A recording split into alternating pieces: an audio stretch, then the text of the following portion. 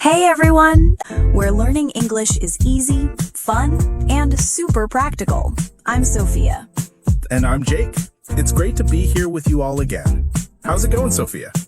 I'm doing really well, Jake. I've been looking forward to today's topic. What about you? Same here. I'm feeling fantastic and super ready to jump into one of the most useful parts of everyday English, phrasal verbs. Yes. They might seem confusing at first, but once you start using them, they'll feel natural. You hear them all the time, in conversations, on TV, in music. Everywhere. And today we'll go through a bunch of common ones to help our listeners feel more confident using them. But before we get started, Don't forget to subscribe, follow, or favorite this podcast. And if you enjoy it, share it with your friends who are also learning English. Your support means the world to us. all right, let's get into it. Sophia, what's one phrasal verb you use all the time? Definitely wake up. I wake up around 6:30 every day. Classic. Wake up means to stop sleeping. Simple and super common. And after that? I usually get up and make a cup of coffee. Get up means to rise from bed. Right. Wake up and get up often go together. Easy and essential. Another pair I use constantly are turn on and turn off. Oh, yes. Like, can you turn on the lights? Or please turn off the TV. Turn on means to start a machine or a device, and turn off means to stop it. Imagine saying start the light.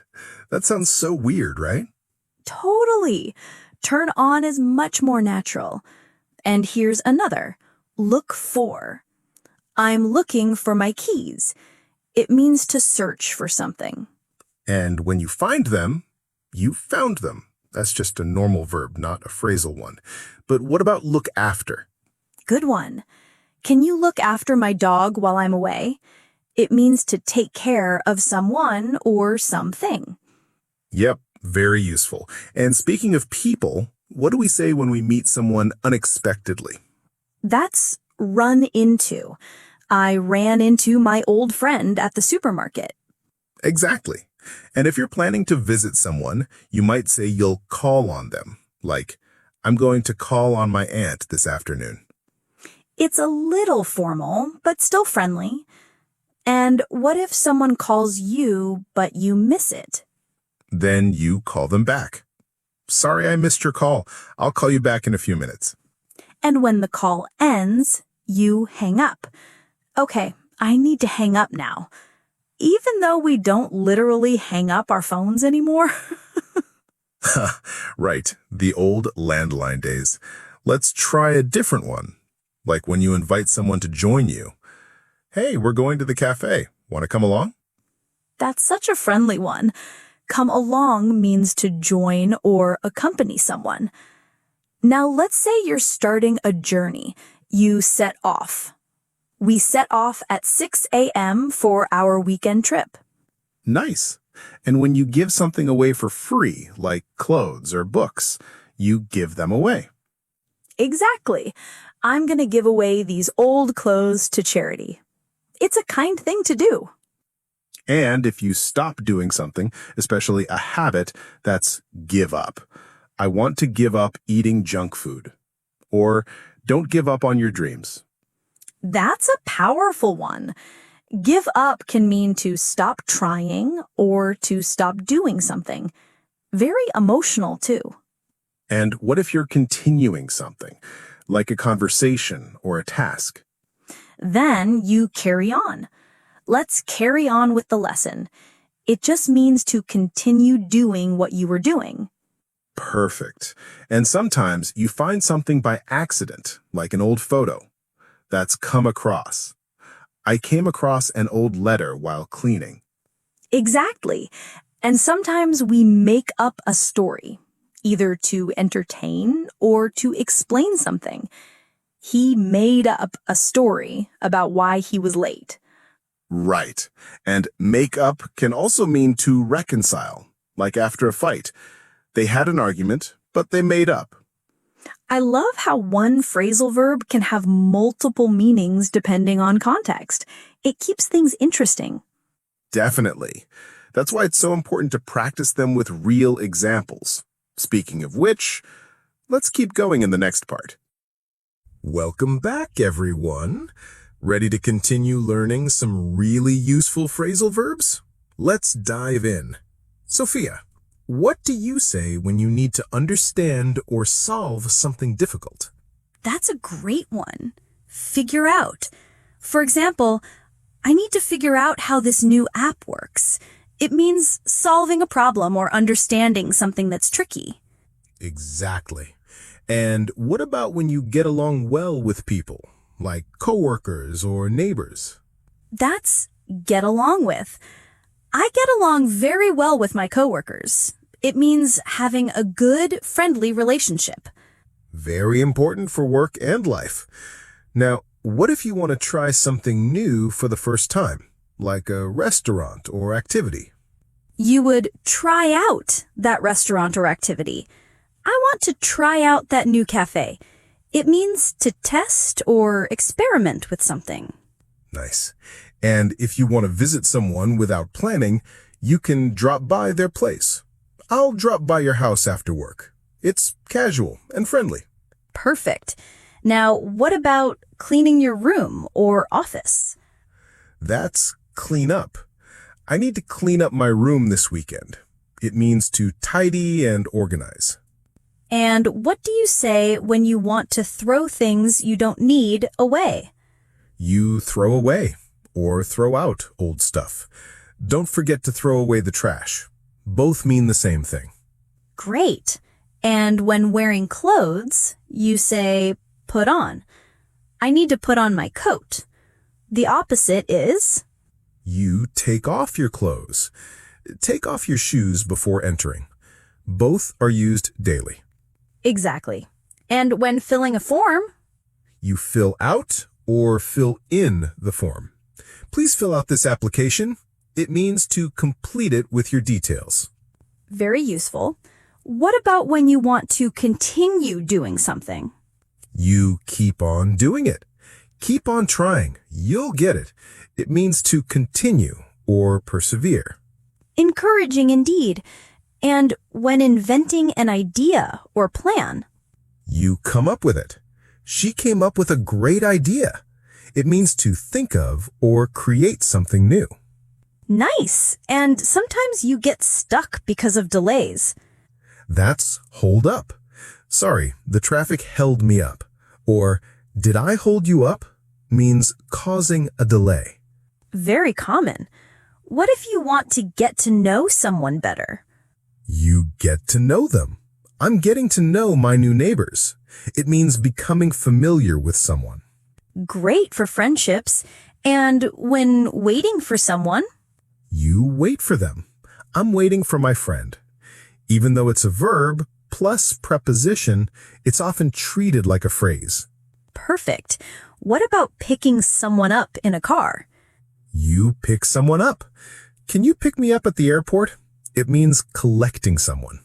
And also, you can pick up skills or knowledge. I want to pick up some Spanish words. It means to learn easily. See how one phrasal verb can have different meanings? Context is key. Absolutely. What if you have to cancel plans? You call off the plans. They called off the meeting. It means to cancel. Very practical. And how do you say you're managing a problem? You deal with it. I need to deal with this issue soon. It means to handle or manage. Exactly. And when recovering from illness? You get over it.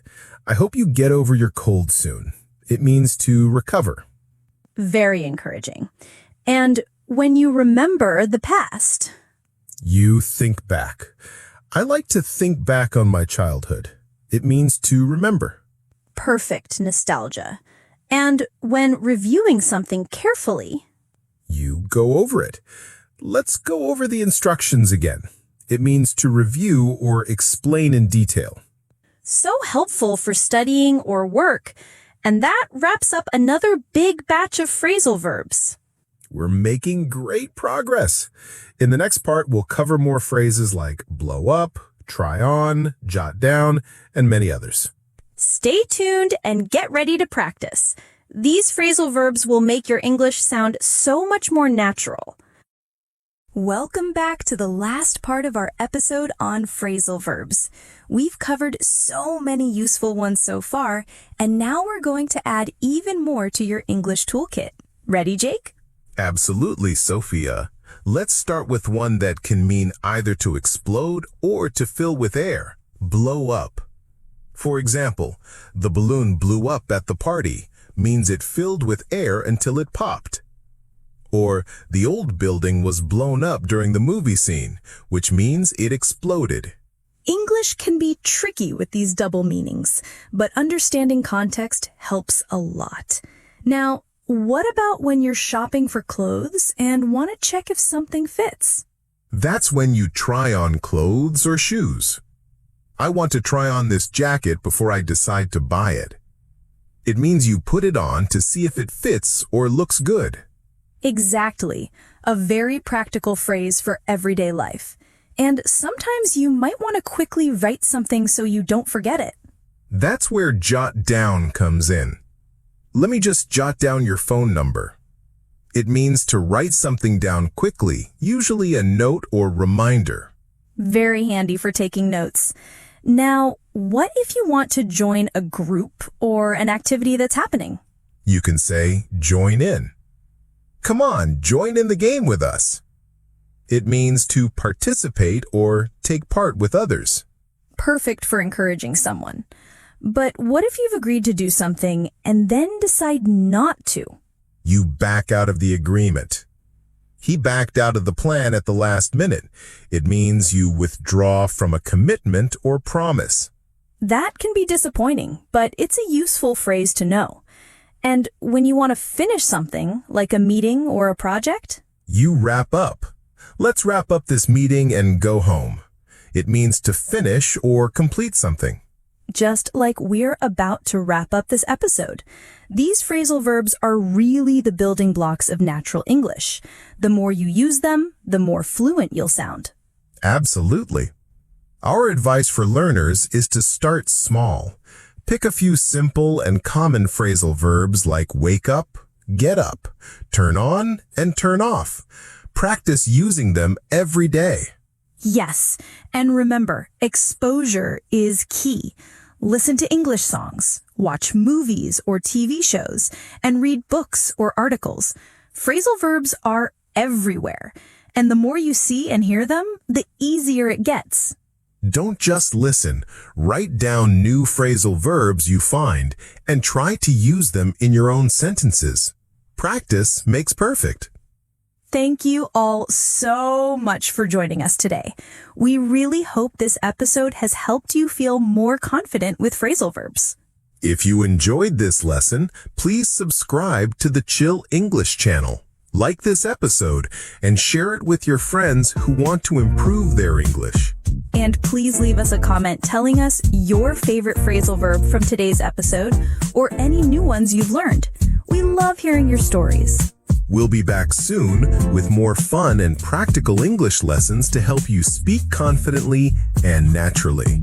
Until then, keep practicing, keep exploring new words, and stay curious. See you next time. Bye for now.